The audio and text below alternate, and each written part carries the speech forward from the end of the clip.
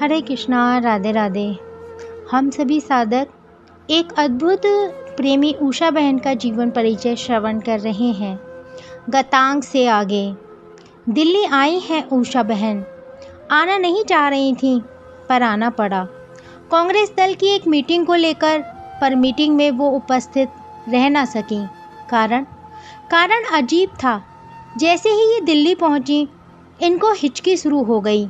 पानी पिया पर कुछ लाभ नहीं हुआ। कांग्रेस के कार्यकर्ता डॉक्टर के पास ले गए।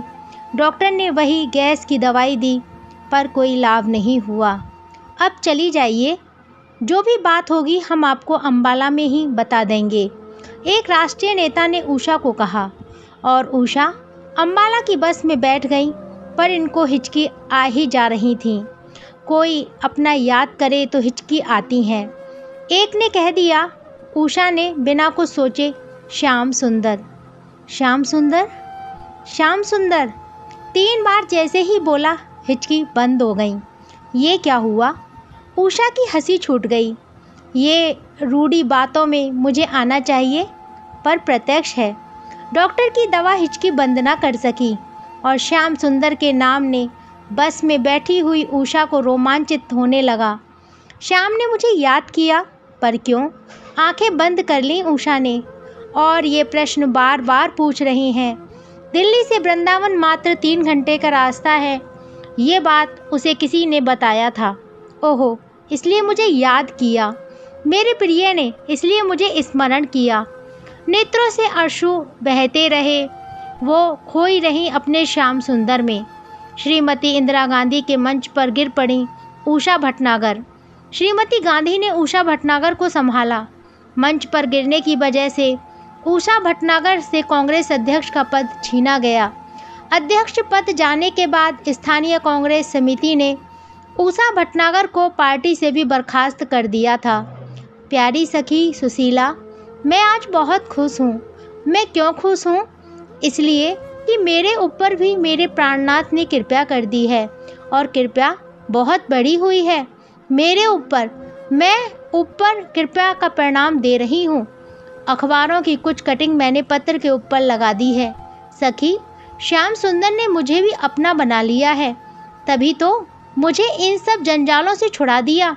मैंने पूज्य श्री प्रभुदत्त ब्रह्मचारी जी के मीरा चरित्र नामक ग्रंथ में पढ़ा था कि श्याम सुंदर जब कृपा करते हैं, तब वो समाज से अलग करना प्रारंभ कर देते हैं। सखी, मुझ में तुम्हारी जैसी हिम्मत नहीं है। क्या करूं? जो कहता है मान लेती हूँ। कांग्रेस दल की नेता बना दिया मुझे।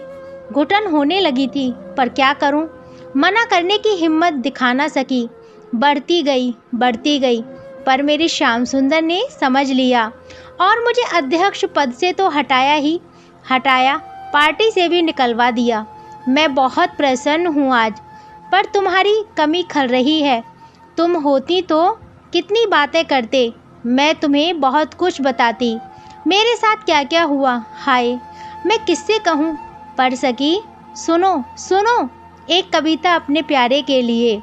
सखी हो उनकी कहा कहोरी, मृद मुस्काई बिलो की नैन सो, मैली रूप ठगोरी। और पद गति मंद गयत लजावनी, कटी लचकनी मन प्राण लुभावनी। औचक ही हो उन तन निरख्यो, उन मोह तन चित्योरी। सखी हो उनकी कहा कहोरी। तुम्हारी सखी उषा। आज विद्यालय नहीं जा सकी उषा। रात भर रोती रही थी, और इन दिनों चैतन्य चरितावली प्रभुदत्त ब्रह्मचारी जी की पढ़ रही हैं। उससे उसका भाव जगत और स्पष्ट होता जा रहा है। विद्यालय वालों ने सूचना भिजवाई, विद्यार्थियों की परीक्षा निकट आ रही है। ऐसे समय में प्रधान अध्यापिका को छुट्टी लेने से विद्यार्थियों की पढ़ाई में विघ्न आ सकता है। पिताजी ने उषा को समझाया। उषा समझती है, पर वो भी क्या करें। अब उसके हाथ से बात दूर जा रही थी। 2 महीने लगकर इसने छात्रों की पढ़ाई में ध्यान दिया। फिर जैसे ही परीक्षा हुई, भाषण था विद्यालय में। विद्यालय का नाम पूरे पंजाब के साथ साथ दिल्ली तक भी पहुंच गया था। विद्यालय के ट्रस्टी बहुत प्रसन्न थे। उषा भटनागर का सम्मान करने के लिए उन्हें बुलाया गया था। वो आई थीं, पर ऊपर मंच पर वो बैठती उससे पहले ही उन्होंने ट्रस्ट के अध्यक्ष को अपना लिखित इस्तीफा पकड़ा दिया। ओहो, खलबली मच गई विद्यालय में। छात्रों ने सुना कि उनकी प्यारी मैडम उषा जी विद्यालय छोड़ रही हैं। ट्रस्टी ने उनका इस्तीफा फाड़ दिया और कहा, मैडम आपका वेतन हम दुगना कर रहे हैं। उषा ने शांत भाव से कहा, मैंने वेतन के लिए ये कदम नहीं उठाया, ना मैं अन्य विद्यालय में जाऊंगी। बस मुझे अब अपने लिए समय चाहिए। उषा ने हाथ जोड़कर सबको कहा। ट्रस्टी ने यह प्रस्ताव भी रखा कि आप कहें कितना वेतन चाहिए आपको, पर उषा कुछ नहीं बोली। वो मुस्कुराई और हाथ जोड़कर विद्यालय से निकल गईं। पर विद्यालय ट्रस्ट इतनी आसानी से कैसे जाने देता उषा को। इसलिए छात्र को तख्तियों देकर उनके पीछे लगा दिया। उषा मैडम वापस आओ, उषा मैडम वापस आओ। आंसू गिरने लगे उषा के। उषा ने उन विद्यार्थियों को समझाया, मैं आती रहूँगी विद्यालय। विद्यार्थियों को समझाकर भेज दिया। घर में आकर उषा के पिताजी ने पूछा तो उषा अपने पिताजी को गले लगाते हुए बोली, मैं बंधन मुक्त हो गई। पिताजी ने उषा से कहा, बेटी वृंदावन घूम आओ। सजल नेत्र से उषा ने अपने पिताजी की ओर देखा, फिर प्रश्नवाचक दृष्टि से पूछा, घूम आ? उषा के नेत्रों से अश्रु बरस पड़े। बोली, वृंदावन गई तो आ नहीं पाऊंगी पिताजी। उषा इतना बोलकर अपने कमरे में चली गई थी और फिर पत्र लिखने बैठ गई। प्रिय सखी सुशीला, बहुत दिन से तुम्हारा कोई पत्र नहीं आया। तुम ठीक तो हो ना? मुझे तो मेरे प्यारे अपने निकट और निकट लेकर आ रहे हैं। एक और उनकी कृपया बताएं। विद्यालय को मैंने छोड़ दिया है। अब मैं पूर्ण रूप से अपने प्यारे की हूँ। वो मुझसे बतियाने लगे हैं। सखी, नहीं नहीं, भावना में नहीं, प्रत्यक्ष में। हाँ, और एक बात तुम्हें बतानी है। पता है उन्होंने मेरे साथ क्या किया? वैसे आमने सामने बताती, पर कब वो समय आएगा। तुम यहाँ अम्बाला आओगी? शायद नहीं आओगी।